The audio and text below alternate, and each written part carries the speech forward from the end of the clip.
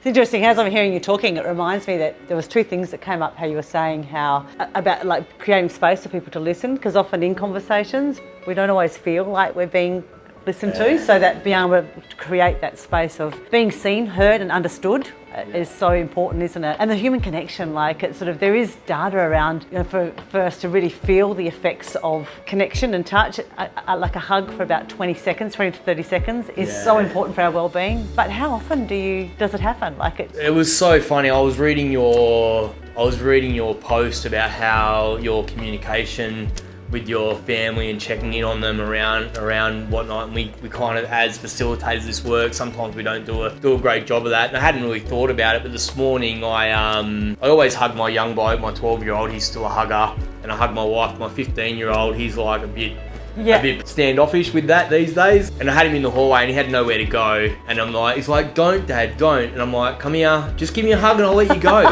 Like, if you just give me a hug, I'll let you go. And I said, I guarantee you'll feel better after you give me a hug. He's like, I won't, Dad. And so I just kind of forced him into a hug, pulled him into this big bear hug. I was just like holding on to him.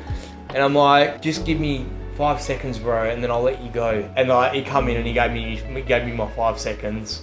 And then he's like, pulls out and he's pushed me off, and that's enough, Dad. Had a bit of banter and a bit of push and pull, and like we don't do the things that we do really well, or the things that I do really well outside of work. Sometimes I really struggle with.